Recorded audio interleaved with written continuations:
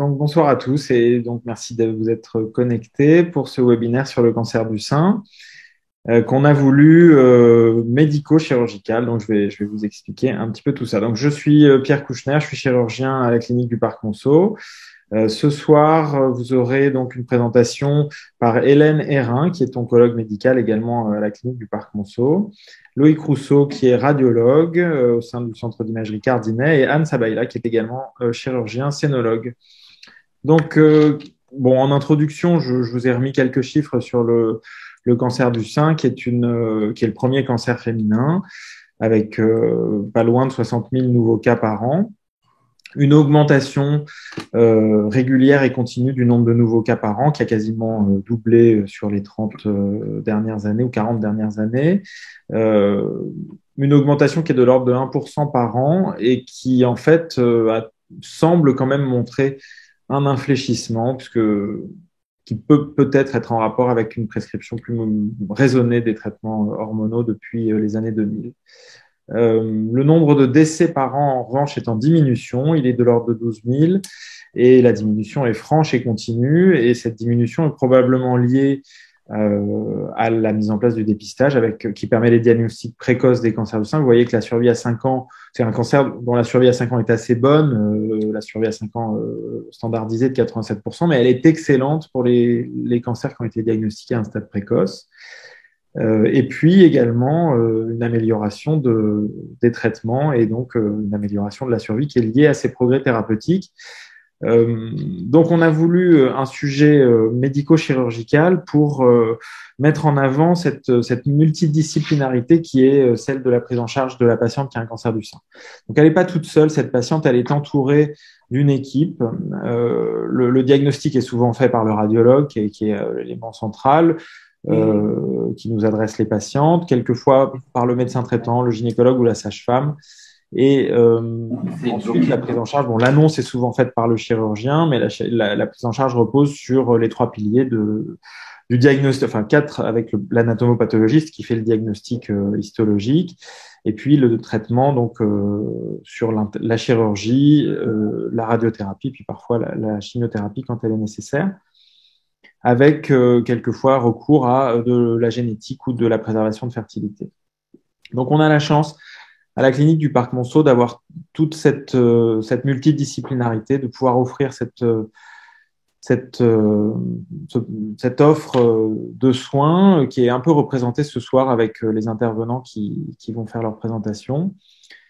On a un agrément de cancérologie. Vous savez qu'il est nécessaire de pouvoir justifier de cet agrément pour pouvoir opérer les cancers du sein. On a aussi un agrément en cancérologie pelvienne.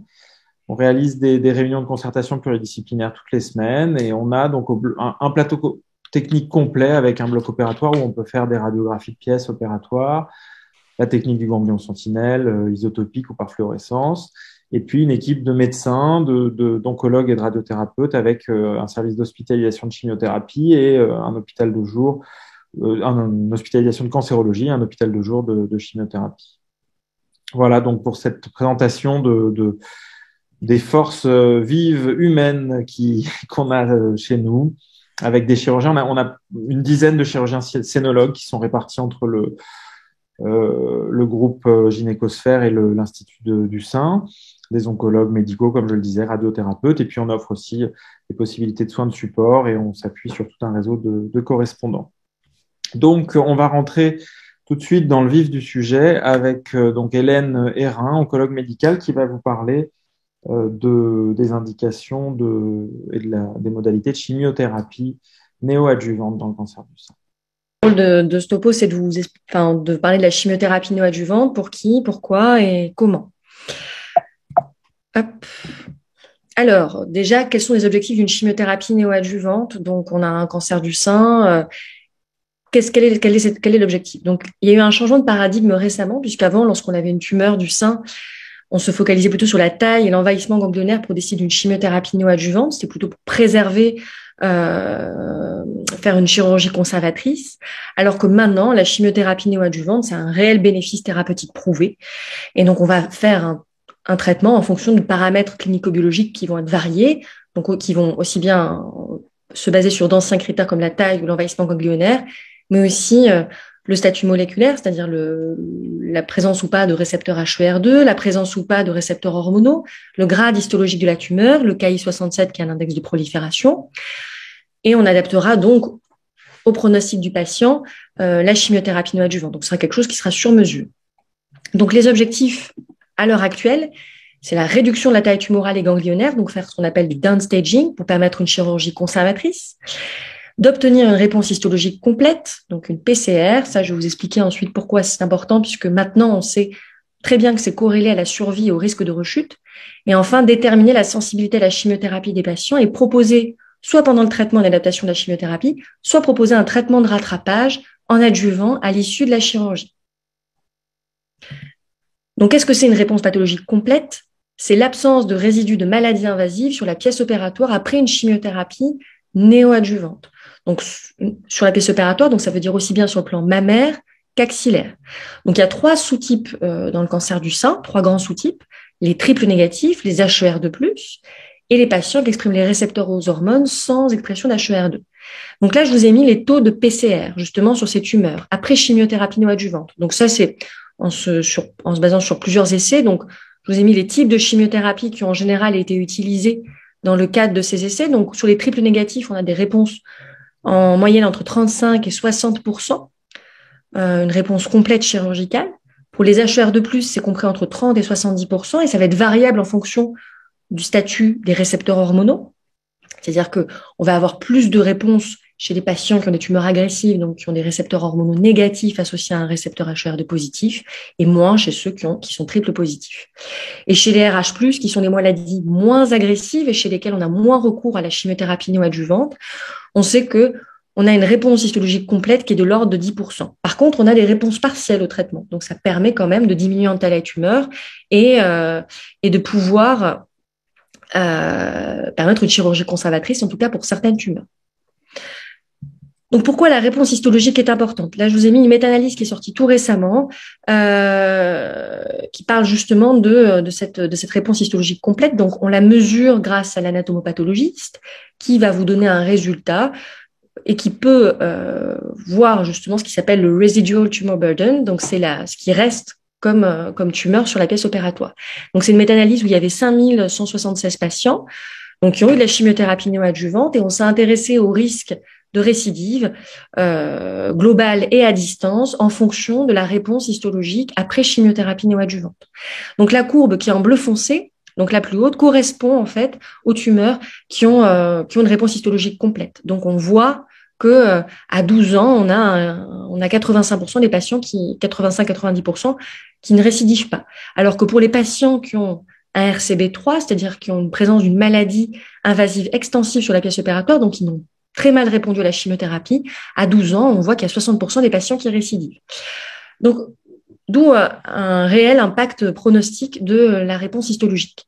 Et en fait, si on regarde de manière plus précise sur les sous-types tumoraux, on va remarquer qu'en fonction des sous-types, ça n'a pas vraiment le même impact. Sur les triples négatifs, donc qui sont des tumeurs agressives, on a un réel bénéfice à avoir une réponse histologique complète, puisque vous voyez qu'on est vers 85% à 12 ans versus 20% de survie à 12 ans, enfin 20% de rechute, pardon, pas de survie, de rechute à 12 ans chez ces patients. Pour HER2, on trouve des chiffres un peu moins graves, mais qui le restent tout autant. Et pour les RH+, on est moins pronostic quand même avec la réponse histologique, mais on peut voir quand même qu'il y a une différence sur les coûts. Donc, quelle chimiothérapie néoadjuvante on va utiliser pour obtenir une réponse histologique complète? Là, je vous ai mis les recommandations qu'on peut trouver sur Internet. D'ailleurs, c'est sur le Cénorif, c'est les recommandations de l'IGR et de Curie. Donc, à l'heure actuelle, pour les tumeurs triples négatives, le schéma classique, c'est la chimiothérapie qui associe des anthracyclines au cyclophosphamide en dose dense, c'est-à-dire une injection tous les 14 jours, suivie de taxane, qui sont une autre molécule de chimiothérapie, 12 injections hebdomadaires sans pause. On peut adapter chez ces patientes le traitement en ajoutant du carboplatine au Taxol si on a une mauvaise réponse au traitement. Pour les HER2+, et les RH+, pas d'indication à faire du dose dense. On reste sur les mêmes molécules, les anthracyclines, puis des taxanes par la suite. Pour les HER2+, à noter qu'on va rajouter à la chimiothérapie de l'herceptine, qui est une thérapie ciblée, donc qui va cibler le récepteur HER2, et qu'on va donner en injection pour une durée totale de 1 an. Il existe aussi en option des schémas sans anthracycline. Au cours de la chimiothérapie néoadjuvante, on va évaluer aussi la tumeur cliniquement, en examinant à chaque fois la patiente lorsqu'elle vient pour sa chimiothérapie, mais aussi à mi-parcours par une IRM. Donc, comment améliorer la réponse histologique complète chez ces patientes? Parce qu'au final, comme c'est vraiment réellement pronostic, on a tout intérêt à l'augmenter au maximum. Donc là, je vous ai mis des études récentes, donc qui changent les pratiques aussi. Donc, on a cette étude qui s'appelle Brightness, qui est une étude dont il y a eu une actualisation à l'ESMO, donc le Congrès européen d'oncologie en 2021. Donc, c'était 634 patients, triple négatifs, qui avaient une indication de chimiothérapie néoadjuvante en bon état général. L'objectif de cette étude, en fait, c'était de prouver qu'un inhibiteur de PARP, le veliparib, donc qui est une thérapie ciblée, permettait d'améliorer la réponse histologique complète. Donc, on avait 3 bras de traitement. Donc, on avait du carbotaxol avec du veliparib, du carbotaxol seul et du taxol tout seul. Puis après, on avait la chimiothérapie classique par anthracycline et puis la chirurgie. Et donc, l'objectif principal de cette étude, c'est de déterminer la réponse histologique complète. L'étude, elle est négative sur le fait de l'apport du veliparib à la chimiothérapie néoadjuvante. Par contre, elle est très intéressante parce qu'elle a permis de montrer justement qu'il y avait une amélioration considérable de la réponse histologique complète en associant le carboplatine au taxol versus taxol seul. Donc, on est passé de 31% à 58% de réponse histologique complète.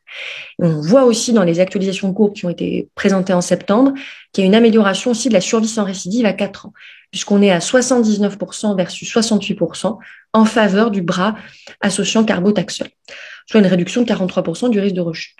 Donc, ça a permis de valider récemment, notamment à Saint-Paul-de-Vence, qui est un autre congrès de cancérologie, de valider en fait l'ajout du carboplatine au taxol de manière maintenant dans notre pratique. Hop. Ensuite, l'autre étude récente qui va changer les pratiques, c'est la Keynote 522. Donc, c'est une étude qui a permis de regarder l'adjonction d'immunothérapie à la chimiothérapie néoadjuvante. Pour le moment, l'immunothérapie dans le cancer du sein, ça n'a d'impact. Enfin, on l'utilise en accès précoce qu'en première ligne métastatique. Donc, c'est tout récent. Donc, cette étude qui est pareil, la dernière actualisation date de l'ESMO 2021 et le papier est sorti là, il y a une semaine dans le New England. Donc, on avait, pareil, des tumeurs triple négatives avec une indication de chimiothérapie néoadjuvante. On associait au carbotaxol et aux anthracyclines une injection de pembrolizumab, donc de l'immunothérapie toutes les 3 semaines, puis chirurgie. Puis ensuite, on faisait de l'immunothérapie en continu. Le critère de jugement principal de cette étude était la réponse histologique complète et la survie sans récidive. Et là, pareil, on a une amélioration déjà d'une part de la réponse histologique complète, puisqu'on est passé de 51% dans le bras chimiothérapie à 64,8% dans le bras chimiothérapie plus immunothérapie. Et on voit qu'en termes de probabilité de survie, on a une différence de 7,7% entre les deux bras à 36 mois, ce qui est très important pour finalement les triples négatifs. Donc là, pareil, l'immunothérapie en néoadjuvant, on va l'avoir probablement en accès précoce au printemps prochain. Et donc, si on n'arrive pas à avoir une réponse histologique complète, donc comme on l'a vu, mauvais pronostic, donc comment est-ce qu'on peut rattraper cela? Donc là, c'est une autre étude que je vous ai mis de 2017, CREATE-X, donc c'était 910 patients qui étaient HER2 négatifs, donc là on avait des patientes qui étaient triple négatives et des patientes qui exprimaient les récepteurs aux hormones, qui étaient en bon état général et qui n'avaient pas eu de réponse complète après chimiothérapie néoadjuvante. Et donc après la chirurgie, on proposait à ces patientes soit un traitement de chimiothérapie par Xeloda, donc qui est une chimiothérapie orale, on prenait 2 semaines sur 3 pendant 8 cycles, soit pendant 24 semaines, soit rien du tout. Et pour les patientes qui étaient hormonodépendantes, on leur pouvait rajouter de l'hormonothérapie ou pas d'hormonothérapie. Le critère de jugement principal était une survie sans maladie invasive. Et donc, cette étude a permis de montrer qu'il y avait une amélioration de la survie sans rechute dans le bras Xeloda pour les triples négatives uniquement.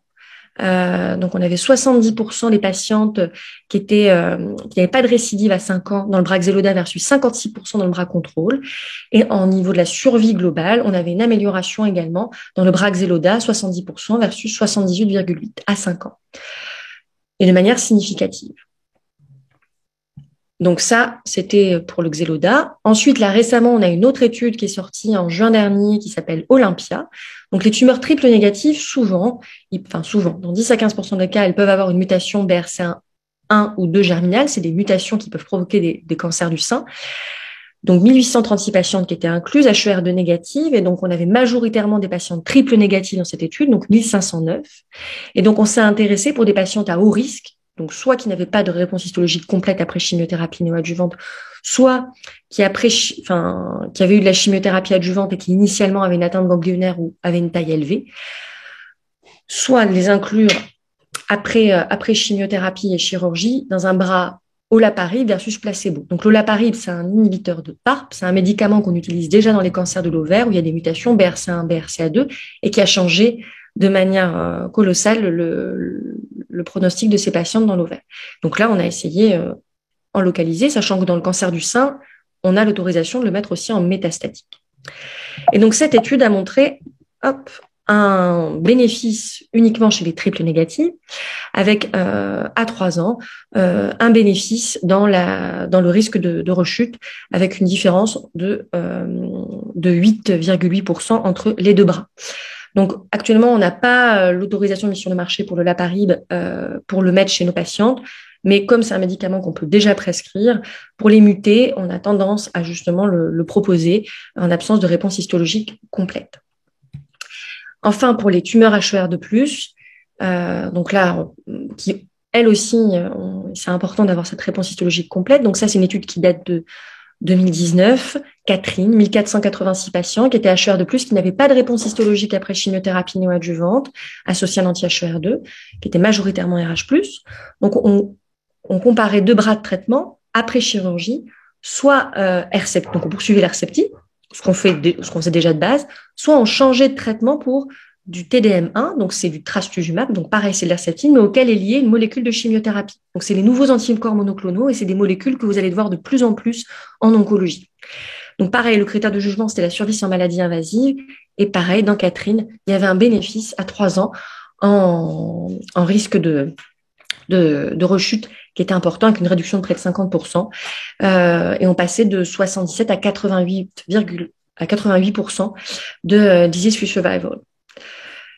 Alors, au final, quelle stratégie pour toutes ces patientes? Donc, les triples négatives, les HER2+, c'est celles qui vont majoritairement être concernées par la chimiothérapie néoadjuvante. Donc, pour les petites tumeurs de moins de 1 cm, il y a une indication plutôt à faire une chirurgie suivie d'une chimiothérapie adjuvante. Pour les PT1A, en général, pas de chimiothérapie adjuvante, sauf s'il y a vraiment des critères de gravité importants. Pour des tumeurs, donc CT1C, ça veut dire qu'ils sont compris entre 1 et 2 cm. Ça va dépendre des critères de risque, des préférences de la patiente, des possibilités de conservation mammaire, donc en fonction du bonnet de la patiente. On va être soit chirurgie, soit chimiothérapie néoadjuvante. Et pour les tumeurs qui font plus de 2 cm ou qui ont une atteinte ganglionnaire, on va avoir une indication de chimiothérapie néoadjuvante. Donc, dans les nouveautés pour les triples négatifs, par rapport à ce que je vous ai mis comme référentiel, le carboplatine, on va maintenant systématiquement l'ajouter au Taxol. Et bientôt, on aura le pembrolizumab en accès précoce. Donc, s'il y a une réponse à l'issue de cette chimiothérapie, une réponse complète, on poursuivra l'herceptine pour les HER2+, et pour les triples négatives, on fera une surveillance seule. Pour celles qui n'ont pas de réponse complète, on fera chez les HER2+, on modifiera le traitement pour du TDM1, et pour les triples négatifs, du Xeloda ou de l'olaparib. Pour les tumeurs RH+, l'indication de chimiothérapie néoadjuvante, elle est moins importante, c'est plutôt pour les tumeurs T4, donc où il y a une atteinte du pectoral ou de la peau, ou des atteintes ganglionnaires importantes, c'est-à-dire une atteinte ganglionnaire au niveau sus ou sous-claviculaire, une atteinte des ganglions mammaires de la chaîne mammaire interne associée à une atteinte axillaire, ou alors lorsqu'il y a un intérêt sur la conservation mammaire des tumeurs, et qu'il y a des critères de gravité qui vont faire que de tous les cas, les patients vont avoir ultérieurement de la chimiothérapie adjuvante. Ça va être par exemple des patientes qui ont une atteinte ganglionnaire, un âge jeune, qui ont un luminal B, c'est-à-dire des tumeurs qui expriment les récepteurs aux oestrogènes mais pas à la progestérone, ou un grade élevé. Voilà. Et dans les perspectives, en tout cas pour toutes ces chimiothérapies, pour le traitement néoadjuvant, pour les triples nègres, donc on va avoir, est-ce qu'il y aura une indication à poursuivre l'immunothérapie, puisque dans le keynote, On a vu qu'on poursuivait l'immunothérapie, mais on n'a pas encore les résultats de cela. Il y aura aussi peut-être une place pour les nouveaux anticorps monoclonaux associés à la chimiothérapie, comme le Trodelvy. C'est un médicament dont peut-être vous avez entendu parler parce qu'il y avait une pétition qui avait été faite par les patientes atteintes de triple négatif métastatique pour avoir cette molécule, qu'on a maintenant en métastatique en accès précoce. Donc là, il y a des essais qui ouvrent pour l'essayer en localisé. Et enfin, pour les tumeurs HER2+, pareil, la place de ces nouveaux anticorps monoclonaux associés à la chimiothérapie. On a l'Enhertu, qui est une molécule pareille qui a montré des résultats spectaculaires en métastatique, qui va peut-être avoir sa place aussi en localisé. Pareil, les essais sont en cours. Et pour les tumeurs RH+, donc, c'est surtout identifier les patients qui vont être à haut risque de récidive. Donc, la place des signatures moléculaires qui reste encore à définir, la place de nouvelles hormonothérapies, donc les CERD, qui sont des sortes d'hormonothérapie qui sont actuellement en cours de test, puis aussi la place des inhibiteurs de CDK4, CDK6, qui sont de la thérapie ciblée, et qui auraient un intérêt pour les patients à haut risque. Là, on attend, pareil, certains résultats avant éventuellement de le valider. Voilà, je vous remercie de votre attention. Alors, donc moi, je vais vous parler du point de vue du chirurgien sur la chimiothérapie néoadjuvante et sur un peu le déroulé de la façon dont ça se passe avec une patiente candidate. Bon, historiquement, en fait, les chimiothérapies dites qui n'étaient pas encore appelées comme ça ont été introduites dans des situations où on n'avait pas tellement le choix. Et c'est devant des cancers qui n'étaient initialement pas opérables et qui le sont devenus après chimiothérapie qu'on a eu l'idée d'utiliser ce traitement chez des patientes qui avaient un cancer opérable pour le rendre, entre guillemets, mieux opérable. Donc, les premières publications datent des années 90 et ont mis en évidence une amélioration du taux de conservation mammaire, donc Breast Conservative Surgery, c'est le PCS, sans montrer de différence sur la survie globale ou la survie sans récidive, ce qui est un élément très important, notamment quand on l'explique aux patientes, c'est-à-dire que pour elles, en termes de survie, l'objectif, enfin, le résultat est le même qu'on fasse la chimiothérapie avant ou après la chirurgie.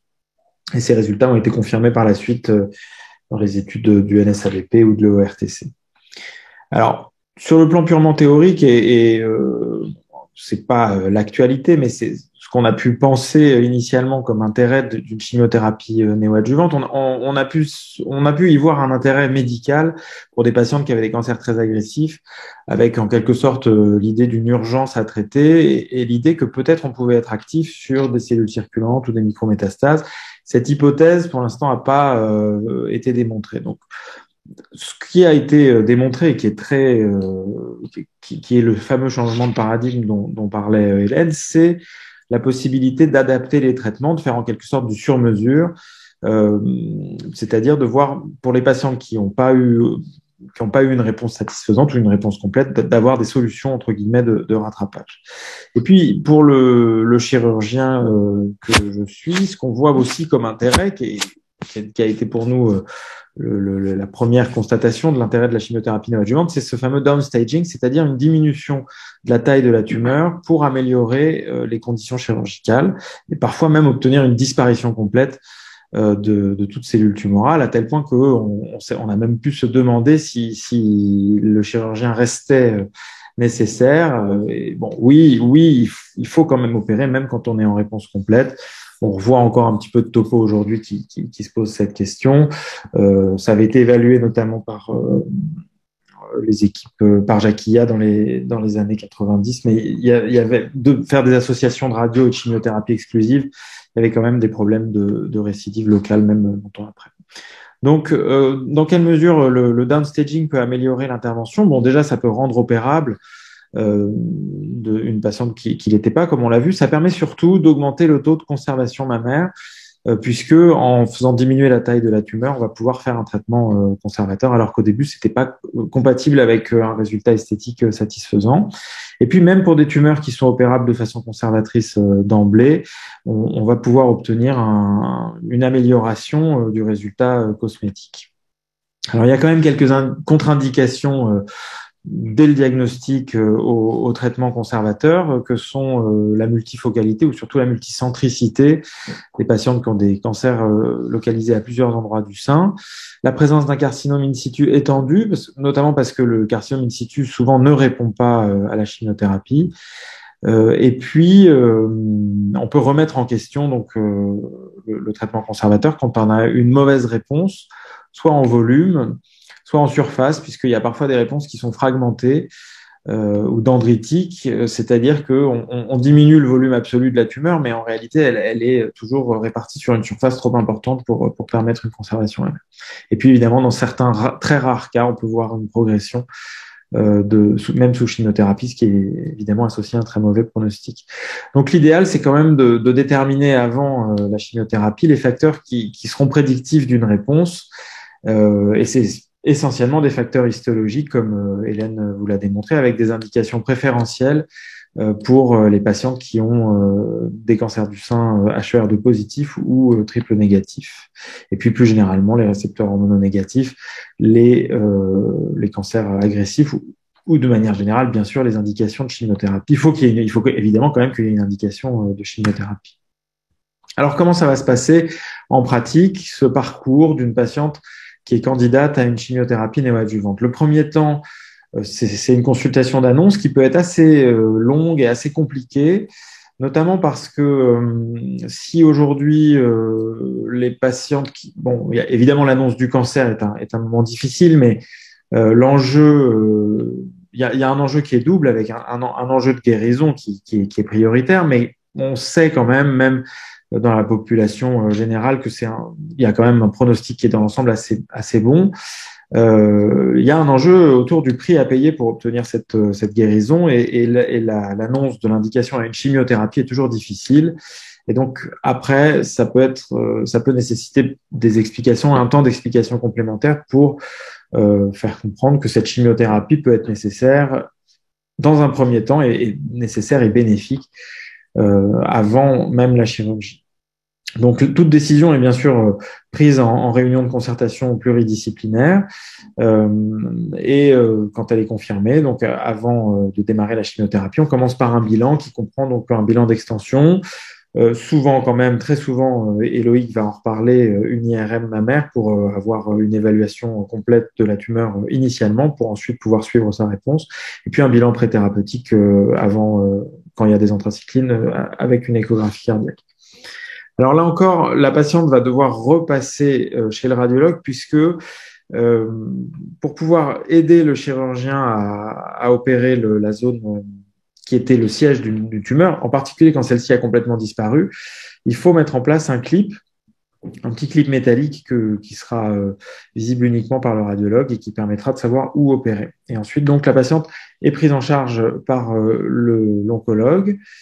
Et le chirurgien la revoit, parfois en cours de chimiothérapie, souvent un peu avant la dernière cure, au moment de l'avant-dernière cure, pour organiser l'intervention. Donc c'est le moment de l'évaluation de la réponse clinique et puis radiologique. Donc là encore, cette partie-là sera développée par Loïc Rousseau sur les modalités d'évaluation de la réponse. Et on programme l'intervention en fonction de ce qu'on a constaté. Souvent, on prescrit un bilan préopératoire, surtout chez des patientes qui peuvent avoir été un peu affectées par les traitements. La tumeur n'est souvent plus palpable, donc on a recours à un repérage radiologique avec un petit repère métallique qui vient se mettre à l'endroit du clip et qui nous aidera à faire l'intervention. Puis on se pose la question de savoir si on va pouvoir faire la technique du ganglion sentinelle. Alors l'intervention est ensuite réalisée, donc dans la mesure du possible conservatrice en fonction de ce qu'on a pu constater sur l'évaluation de la réponse. On retire donc le volume d'Exérès pour essayer de s'assurer des marges de sécurité satisfaisantes. Alors c'est vrai que c'est une des questions qui ont soulevé beaucoup de doutes au début de la chimiothérapie néoadjuvante, c'est-à-dire qu'en fait on va quand même opérer souvent dans le lit tumoral initial. On va passer notre bistouri à l'endroit où il y avait de la tumeur au départ et puis où il n'y en a plus. Alors, on peut parfois céder, même quand il y a une tumeur résiduelle, de techniques d'oncoplastie, dont vous allez voir le détail avec Anne Sabella par la suite. Et donc, la question du geste axillaire dépend du statut ganglionnaire initial. Pour les patientes qui n'avaient pas d'envahissement ganglionnaire initial, on peut maintenant, grâce aux résultats d'un certain nombre d'études, dont les études françaises nantaises de Ghanéa, on peut réaliser la technique du ganglion sentinelle après chimiothérapie néoadjuvante. Mais il faut pour ça avoir fait une bonne évaluation du creux axillaire avant de démarrer la chimiothérapie par une échographie et éventuellement une cytoponction ganglionnaire. Si on a une preuve d'envahissement ou un doute ou pas d'information, si on a un ganglion initial qui était envahi, alors dans ce cas-là, il faut faire un curage axillaire parce qu'il y a un risque de faux négatif. Il y a actuellement en cours une évaluation de technique qui consisterait à faire un repérage du ganglion qui était initialement positif pour ne retirer que celui-là après la chimiothérapie. Ensuite, on renvoie la patiente en post-opératoire avec les résultats histologiques, avec cet enjeu primordial qui est celui de la réponse pathologique complète. Le dossier est à nouveau présenté en réunion de concertation pluridisciplinaire et ensuite on adapte le traitement, soit dans la façon ou selon les modalités qu'Hélène vous a décrites juste avant. On peut parfois être amené à introduire une nouvelle chimiothérapie ou une thérapie ciblée, ou alors passer directement à la radiothérapie ou à l'hormonothérapie quand elle est indiquée. Alors, les problématiques et les perspectives qui peuvent se poser, du moins du point de vue chirurgical, c'est d'essayer d'obtenir la meilleure évaluation possible de la réponse, parce qu'il y a encore parfois des déceptions, soit parce qu'on a surestimé le résidu tumoral, parce que, par exemple, la zone cicatricielle sur laquelle il y avait de la tumeur a pu apparaître comme étant toujours pathologique, et à ce moment-là, on est amené à faire un geste d'exérèse trop large ou parfois même une mastectomie, alors que finalement, il y avait une bonne réponse. Soit au contraire, on peut être amené à sous-estimer le résidu tumoral et se retrouver avec des marges, des berges de résection positive et donc devoir réopérer la patiente. Alors, la tolérance du traitement aujourd'hui est bien meilleure, c'est amélioré, mais on a quand même des patients qui font un petit peu plus de complications post-opératoires, soit hémorragiques, soit infectieuses, parce qu'ils ont été un peu fragilisés par les traitements. Et enfin, donc, les perspectives, comme on l'a vu, sont encore une fois, c'est des études chirurgicales sur la gestion du creux axillaire, avec peut-être des possibilités d'être plus conservateur, même en cas d'envahissement ganglionnaire initial. Donc, pour conclure, il faut identifier les bonnes indications en se servant des facteurs prédictifs de réponse, respecter les prérequis, surtout pas oublier la pose du clip et obtenir une bonne évaluation de la réponse thérapeutique pour pouvoir avoir une amélioration du taux de conservation mammaire et puis du résultat esthétique.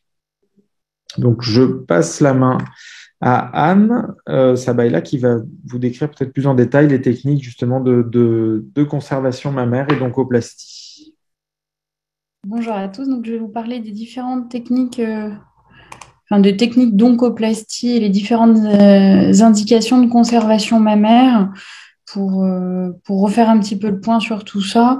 Alors, au niveau de la chirurgie du cancer du sein, pour la prise en charge du sein, je ne parlerai pas du tout de la chirurgie de l'aisselle aujourd'hui. Pour la prise en charge du sein, il y a deux grandes possibilités. Soit on enlève la totalité de la glande mammaire, c'est ce qu'on appelle une mastectomie totale. On peut conserver la peau, éventuellement l'aréole et le mamelon, ça va dépendre de la localisation, de la taille de la tumeur. Ou on peut faire ce qu'on appelle une mastectomie partielle ou une tumorectomie qui consiste à enlever la zone qui est malade au niveau de la glande mammaire avec des marges de sécurité, mais en conservant le reste de la glande mammaire. Dans ce cas-là, on fait de la radiothérapie pour stériliser le reste de la glande mammaire et diminuer le risque de récidive. Quand on fait cette mastectomie partielle, on peut soit garder la totalité de la peau, soit enlever une partie de la peau et on peut garder ou non l'aréole et le mamelon. C'est pareil que pour la mastectomie, ça va dépendre de la taille de la tumeur et de sa localisation dans le sein, ou de la taille des tumeurs et de leur localisation dans le sein. Donc là, c'est une mastectomie totale sans reconstruction. On voit, il n'y a plus de relief au niveau du thorax, il n'y a plus d'aréole, plus de mamelon, et là, il n'y a pas de reconstruction. Alors qu'une mastectomie partielle permet de garder un volume équivalent ou non, ça va dépendre de la technique utilisée, mais en tout cas, l'objectif est de garder une forme et un galbe de sein qui soit normal. La sécurité oncologique, c'est-à-dire est-ce qu'on peut faire cette chirurgie sans faire prendre de risque à la patiente, elle a été démontrée depuis très longtemps, associée à une radiothérapie. Donc, garder le sein n'augmente n'augmente pas le risque de récidive et n'augmente pas le décès, voire même sur les publications récentes, publiées depuis maintenant quasiment une dizaine d'années, ça a l'air de montrer même un bénéfice de garder le sein par rapport au fait d'enlever le sein.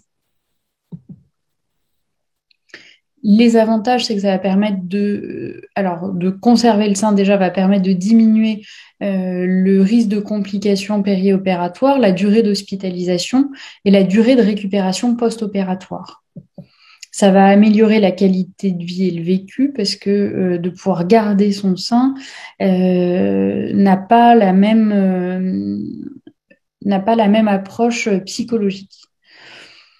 Alors, il y a plusieurs types de chirurgie pour pouvoir garder le sein. On va avoir une chirurgie classique et des chirurgies un petit peu plus complexes qu'on appelle de l'oncoplastie. Je vais vous expliquer tout ça en détail. Au niveau du résultat esthétique, pour faire une chirurgie mammaire simple, c'est-à-dire sans utiliser des techniques de chirurgie plastique, il y a une étude qui a démontré qu'il y avait une corrélation assez importante entre le volume qu'on enlève et le résultat esthétique. Quand on enlève moins de 10% du volume mammaire, la très grande majorité des patientes sont très satisfaites. On a à peu près 83% de patientes très satisfaites. Alors que dès qu'on part sur un volume plus important, donc dès qu'on enlève plus de 10% du volume mammaire, on a moins de 40% des patientes qui sont très satisfaites du résultat esthétique. Alors on pourrait se dire de façon simple, c'est le résultat esthétique, on s'en fout. Sauf qu'en fait, pas tellement, puisqu'il y a quand même pas mal d'études qui montrent que le résultat esthétique, il va être corrélé à plein d'autres choses, notamment au bien-être psychique, à l'anxiété, à la dépression. Il va être corrélé également au bien-être physique et au bien-être sexuel. Si jamais, quand on a des résultats esthétiques qui vont être beaucoup moins satisfaisants, il peut y avoir un délai plus important pour une reprise d'une vie normale, pour un retour au travail, pour un retour à une sexualité considérée par la patiente comme normale. Alors, qu'est-ce qui se passe quand on a des lésions plus volumineuses que 10%?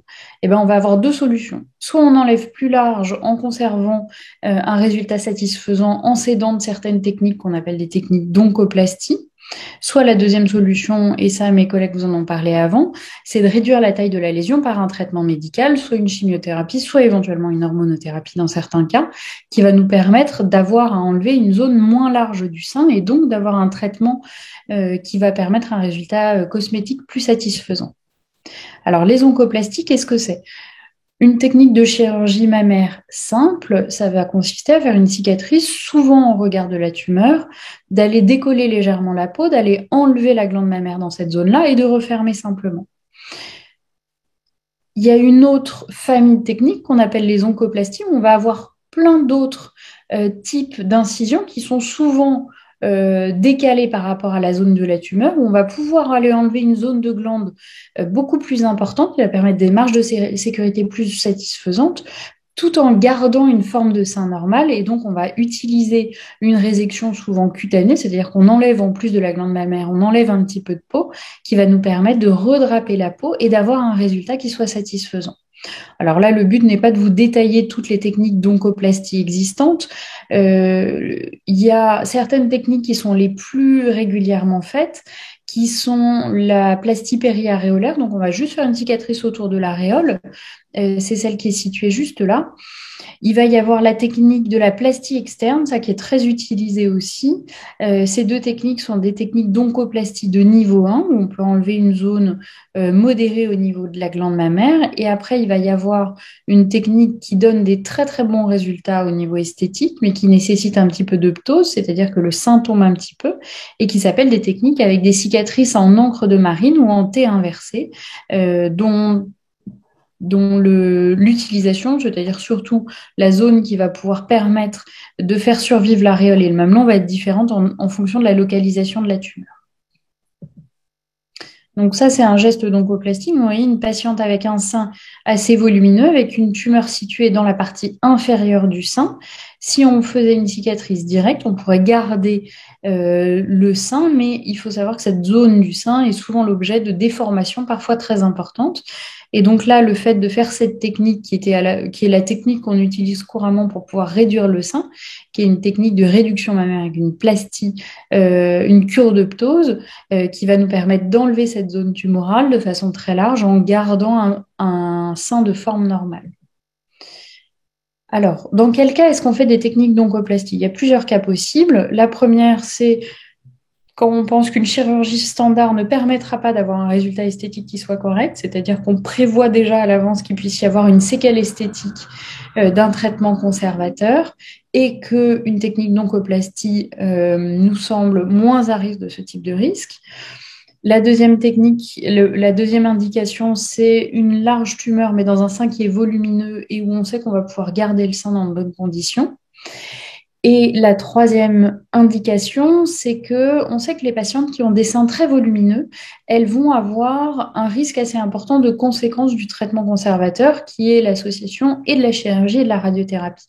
Et chez ces patientes qui ont des seins volumineux, il va y avoir assez fréquemment du lymphœdème, c'est-à-dire un œdème au niveau du sein. Il peut y avoir de la fibrose et avec des douleurs chroniques, qui est plus risqué chez les patientes ayant des seins volumineux que des seins plus petits parce qu'elles vont recevoir une dose d'irradiation globale qui va être plus importante. Et dans ce cas-là, il peut être justifié d'aller leur réduire leur volume mammaire sans que ça ait une indication sur purement la taille de la tumeur, c'est-à-dire que ça peut être une patiente chez qui on pourrait faire une chirurgie mammaire simple, mais là on sait que réduire leur sein des deux côtés va permettre de diminuer cette gêne liée au traitement, diminuer les douleurs chroniques et diminuer la fibrose. Alors là, vous voyez, c'est une patiente un petit peu comme sur le dessin que je vous ai montré juste avant. Elle a eu une première technique de chirurgie non oncoplastique pour laquelle on lui a retiré un cancer qui était situé dans la partie inférieure du sein. Et elle a immédiatement une séquelle esthétique de son traitement conservateur, c'est-à-dire qu'il y a un trou visible avec ce qu'on appelle un coup de hache, c'est-à-dire qu'il y a une vraie déformation. Il manque toute la partie inférieure du sein, ce qu'on appelle le segment 3 chez cette patiente. Et en plus, sur l'analyse de la tumeur, on ne retrouve pas des marges de sécurité satisfaisantes, c'est-à-dire qu'il faut retourner au bloc opératoire. Cette patiente, sans utiliser de technique d'oncoplastie, on n'a pas le choix, il faut lui faire une mastectomie totale. Alors que en utilisant les techniques de chirurgie plastique, on a pu reprendre, ça c'est la même patiente avant et après, on lui a fait une symétrisation de l'autre côté, c'est-à-dire qu'on lui a remonté et réduit l'autre sein, ça a permis d'obtenir de nouveau deux seins avec une forme et un gap qui soient satisfaisants pour la patiente. Donc, ça permet des résections plus volumineuses avec un résultat cosmétique satisfaisant. Les études, elles montrent que l'oncoplastie, ça va avoir un résultat avec un bien-être psychosocial plus important que les techniques de chirurgie simple. Et comparé aux chirurgies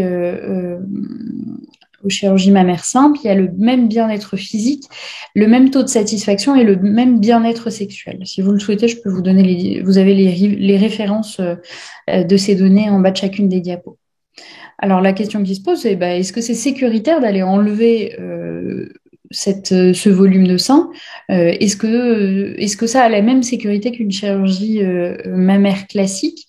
Et il y a plusieurs études maintenant qui ont montré ça sans aucun souci, notamment une étude assez importante qui avait été publiée en 2021 avec une survie à long terme, puisque là, vous voyez, on est à 96 mois, c'est-à-dire à peu près à un peu plus de 8 ans, et on a exactement la même sécurité, c'est-à-dire qu'il n'y a pas plus de récidive et il n'y a pas plus de décès chez les patientes ayant eu une oncoplastie par rapport à une chirurgie mammaire simple. Donc ça, c'est ce que je vous disais, c'est une technique donc, de plastie externe. Donc il va y avoir une cicatrice autour de l'aréole, une cicatrice sur le côté du sein. Soit là, elle est un peu plus haut située que de façon commune. Le plus souvent, elle est située à l'union des cadrans externes. Mais ça va nous permettre de retirer un volume sur la partie externe du sein, de redraper le sein en ayant un résultat qui soit tout à fait correct. Là, vous avez une patiente qui avait une lésion, qui a petit bonnet mammaire, on a un petit bonnet B avec une lésion qui faisait 1 centimètre et demi, 2 centimètres à l'union des cadrans externes. Et donc, cette technique de plastie externe a permis d'enlever cette zone-là tout en redrapant le sein, c'est-à-dire en redonnant une forme de sein normale avec cette cicatrice de plastie externe. Là, vous avez une technique qu'on appelle en T inversé. Donc, je vous ai déjà montré une diapo tout à l'heure avec la patiente qui avait une séquelle esthétique. Là, c'est une patiente qui est venue me consulter pour un cancer du sein in situ. Elle avait des microcalcifications sur une dizaine de centimètres à la partie dans le cadran supéro-interne du sein gauche. Le problème, l'avantage, c'est qu'elle avait un sein d'un volume correct, elle avait un bonnet C avec une ptose, c'est-à-dire un sein qui tombait. Là, dans ce cas-là, on a deux solutions possibles. Soit on fait une mastectomie totale avec une reconstruction mammaire immédiate, soit par prothèse, soit par lambeau, soit éventuellement par filling. Mais on sait qu'une mastectomie totale va être corrélée à un bien-être et une acceptation qui va souvent être plus longue et plus difficile. Et surtout, vu la forme de son sein, il est extrêmement difficile d'avoir un résultat qui soit satisfaisant et un résultat qui soit naturel. La patiente, là, voulait absolument garder son sein, elle refusait de faire une mastectomie totale. Donc, je lui ai proposé de faire une mastectomie partielle, c'est-à-dire de conserver le sein et de réduire et de remonter les deux seins. Ça a permis d'obtenir une chirurgie en berge saine, donc elle va avoir de la radiothérapie, elle va pouvoir conserver son sein. Il y a une autre catégorie, alors on n'est plus tout à fait dans l'oncoplastie, on est un petit peu à la frontière, on est à la frontière entre l'oncoplastie et la reconstruction par lambeau, où on va enlever une partie de la glande mammaire qu'on va aller remplacer par un morceau de tissu qu'on va aller chercher ailleurs. Il va y avoir plusieurs techniques. Soit on va aller chercher un petit croissant situé sous le sein, c'est ce qu'on appelle un lambeau high-cap. Soit on peut aller chercher des lambeaux latéraux au niveau du sein qui vont nous permettre de combler uniquement la partie inférieure et externe du sein ou la partie proche de l'union des cadrans externes et très légèrement supérieure du sein. Et donc, on va avoir deux grands types de lambeaux, soit le LICAP, qui est situé sur une perforante latérale, soit le TIDAP qui est situé sur la thoracodorsale. Et donc, ça va nous permettre d'aller prendre un bout de tissu cutané avec la graisse sous-cutanée qu'on va aller faire basculer et pour remplir la zone qu'on enlève. Donc là, vous avez les photos préopératoires en haut d'une patiente qui avait un cancer infiltrant d'environ 2 cm dans le cadran supéro-externe du sein. Qui voulait qu'on touche le moins possible à l'autre sein. Une autre solution, ça aurait été effectivement de faire une technique d'oncoplastie simple, soit une plastie externe, soit une plastie en T inversée, ça aurait été une très bonne solution. Mais là, elle voulait qu'on touche le moins possible à l'autre sein et qu'elle ait le moins de cicatrices possible. Et donc, on est allé prélever ce qu'on appelle un LICAP. Donc, cette zone-là, on a gardé la peau, on a gardé le tissu sous-cutané en dessous, on est allé isoler deux perforantes du LICAP qui sont juste là et ça nous a permis de basculer ce tissu-là et de combler la glande mammaire. Donc, elle a une cicatrice un peu plus importante qui va sur le côté, mais on a récupéré le petit bourrelet de peau qui est juste là, qui nous a permis de combler le sein et d'avoir un résultat esthétique au niveau du sein avec une forme et un galbe de sein qui soit tout à fait satisfaisant. Voilà, je vous remercie de votre attention et puis on est disponible à la fin pour répondre à vos questions si vous en avez. Je vais parler des ganglions et puis de la prise en charge des ganglions dans la prise en charge des cancers du sein et ensuite directement l'imagerie de la chimiothérapie néoadjuvante.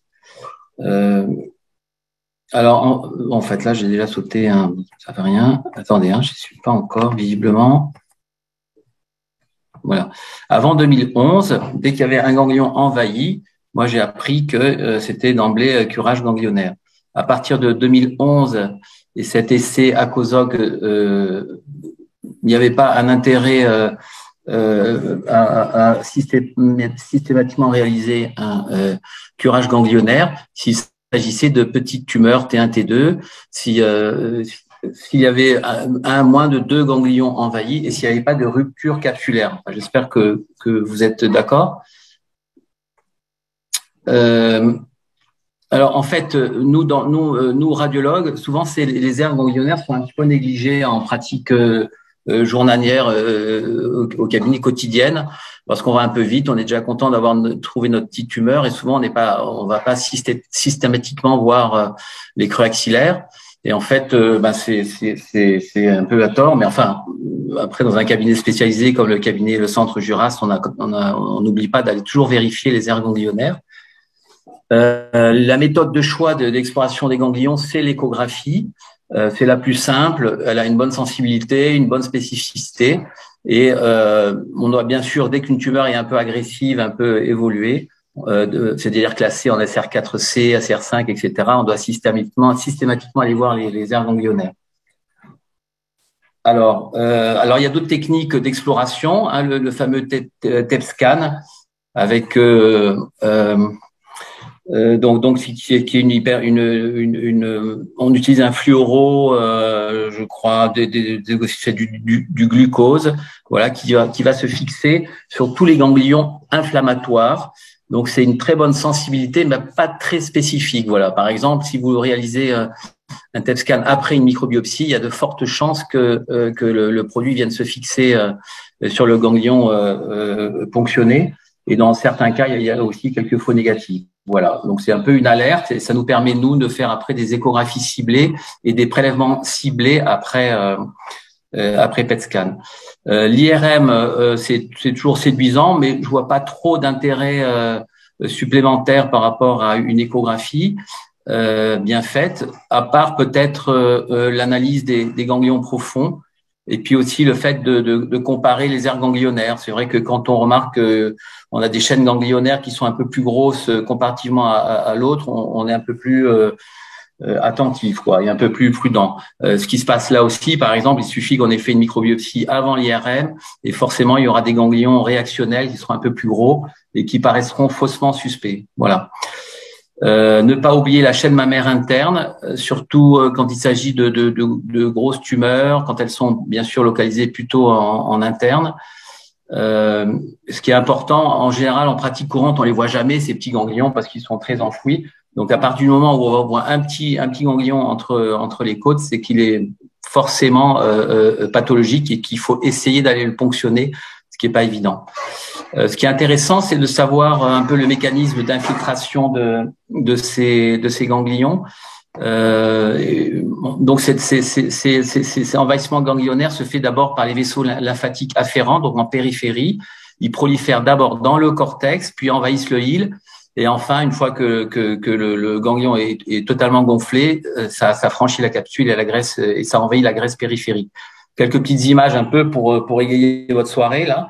Voilà des ganglions, un ganglion dit focalement épaissi qui est à gauche de l'écran, un envahissement, enfin une épaisseur plus diffuse du ganglion qui est aussi suspecte.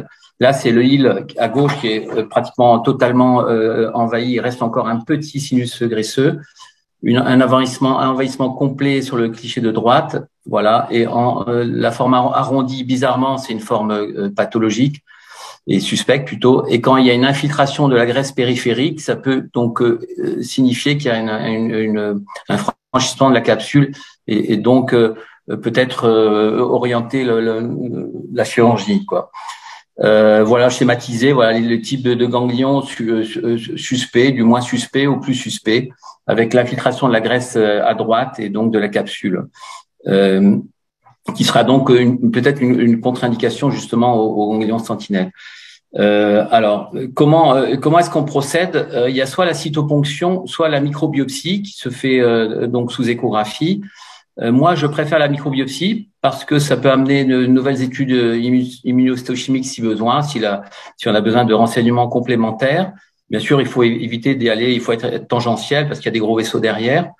Et éventuellement, on peut justement vérifier, enfin, et signifier une effraction capsulaire, donc ce qu'on peut pas voir en cytologie.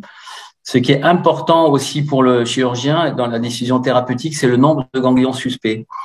Voilà. Donc l'échographie doit non seulement analyser les ganglions, mais donner le nombre de ganglions suspects, et ce qui permettra donc d'orienter la décision du chirurgien Voilà, de temps en temps, on a juste un ganglion qui est un petit peu envahi à proximité de la tumeur, à l'entrée du coaxillaire, isolé. Voilà, mais si on voit plus profond, si on est bien précis, on analyse les ganglions plus profonds, et en échographie, c'est pas très compliqué à faire en fait quand on est un peu entraîné. Et donc tout ça va permettre aux chirurgiens d'adapter au mieux la prise en charge, c'est-à-dire le nombre de ganglions suspects et envahis, et puis aussi leur morphologie et cette fameuse rupture capsulaire qui est importante. Alors là, si vous êtes d'accord, je vais passer directement, peut-être parce que après ça va être un petit peu long. Je vais passer directement à la chimiothérapie néoadjuvante. Voilà, parce que j'avais mis des topos sur la prise en charge pré-thérapeutique, post-thérapeutique, c'était un petit peu long. Voilà, là j'y arrive. Ce sera pour une prochaine séance, ça. Donc, suivi du sein, chimiothérapie néoadjuvante, place de l'IRM. Donc ça, c'est le côté radiologue. Je crois que c'est vraiment l'examen de choix dans le suivi, dans la surveillance de l'efficacité d'une chimiothérapie néoadjuvante. Alors, en fait, il faut toujours bien sûr faire une IRM initiale qui permettra d'une analyse précise de la cartographie des lésions. Et ensuite, en cours de chimiothérapie néoadjuvante, alors j'ai mis facultatif, mais je crois que c'est de plus en plus après 4 cures de FEC en général, on fait un petit truc intermédiaire, ce qui permettra de donner une bonne évaluation de la réponse. Voilà, on verra précocement s'il y a des répondeuses, des non-répondeuses, des bonnes répondeuses, et d'adapter ensuite le traitement. Ensuite, bon, voilà, on va continuer. Alors, je vais passer tout de suite par des images d'IRM là. Donc, une lésion infiltrante, probablement de type lobulaire à gauche, donc sur le cliché sur le sein de droite, mais c'est le sein gauche, et qui s'efface complètement après la chimiothérapie. Une autre lésion qui s'est qui a diminué aussi sur un mode plutôt fragmentaire, qui est plus compliqué à analyser, à évaluer. Là, c'est par contre une progression de la lésion en cours de chimio. Donc, bien sûr, il faut tout de suite changer son fusil d'épaule. Alors, il y a une séquence additionnelle qui est un peu en vogue, que personnellement, j'utilise pas trop, mais c'est peut-être l'avenir un peu, le présent et l'avenir pour l'analyse d'une bonne réaction à la chimiothérapie. C'est la séquence additionnelle, c'est la diffusion. Parce que c'est une séquence qui analyse la quantité de cellules des tissus, et donc quand un traitement est efficace, il y a moins de cellules, donc il y a une augmentation de ce fameux coefficient de diffusion. Alors que pour l'IRM injecté, on évalue la vascularisation de la tumeur. C'est pas tout à fait pareil. Voilà. Donc on peut avoir une tumeur qui se dévascularise, mais avec beaucoup de cellules tumorales encore présentes. Un exemple là d'imagerie de diffusion. Ouais, c'est une image un peu grossière. C'est pour ça que je préfère encore. Je suis encore plus à l'aise avec l'imagerie injectée, mais on voit. Donc la tumeur qui régresse avec cette enveloppe d'activité périphérique, quoi. Voilà. Performance de l'IRM, donc c'est le meilleur, c'est largement supérieur à l'examen clinique, la mammographie, l'échographie. Il y a une excellente corrélation taille IRM histologie. Ça permet surtout un facteur prédictif, c'est-à-dire on peut vite, au bout de quelques séances, on peut vite changer notre fusil d'épaule s'il y a une mauvaise réponse, et c'est un facteur pronostic dans un même sens, quoi. Bien sûr, si ça répond pas bien, c'est que c'est mauvais pronostic. Réponse du reliquat, bon, ça je vais passer. En fait, voilà, c'est ce dont je vous parlais. Voilà, l'intérêt de la diffusion et l'intérêt aussi avec certaines molécules qui ont un effet angiogénique, c'est de bien regarder les séquences injectées tardives où finalement on peut, même si la tumeur est très peu vascularisée, elle peut finir par se vasculariser un petit peu en toute fin de procédure. Et donc c'est donc qu'il y a bien un petit résidu tumoral. Voilà. Il y a aussi des facteurs de surestimation de la taille tumorale. Voilà, c'est ce qu'on appelle l'inflammation péritumorale ou la fibrose, qui peut donc faussement influencer le chirurgien, qui aura peut-être après tendance à en enlever un peu trop. Alors, l'évaluation, voilà. Alors, les meilleures performances diagnostiques, ce sont bizarrement, on va dire, pour les cancers les plus, enfin, vous en avez déjà parlé, les cancers agressifs, voilà. C'est-à-dire notamment les triples négatifs, les HER2 positifs, où c'est plutôt des masses et la réduction est concentrique, donc facile à analyser. Voilà. Par contre, pour les tumeurs non masques, comme les carcinomes lobulaires infiltrants, les réponses sont plus fragmentées et plus et pas forcément en accord avec voilà, difficilement mesurable et pas forcément moins en rapport avec la réalité. Alors pour les carcinomes in situ, ça reste intéressant quand même parce qu'il y a souvent une angiogénèse associée aux microcalcifications. Mais ce n'est pas quand même la fiabilité des autres types de tumeurs. Ça, c'est un tableau qui résume un peu tout ça, quoi. Voilà. Pour une bonne évaluation de la réponse au traitement, il faut qu'on ait une masse, il faut que ce soit un cancer agressif, voilà, et que ce soit donc par la force des choses une réduction concentrique. Pour le rehaussement non masse, que sont les carcinomes globulaires, les carcinomes in situ et HER2-, c'est plutôt la fragmentation tumorale qui est une réponse qui est plus difficile à analyser. Là, c'est un petit exemple, voilà, avec donc une lésion en même temps infiltrante et avec une composante calcique avant traitement.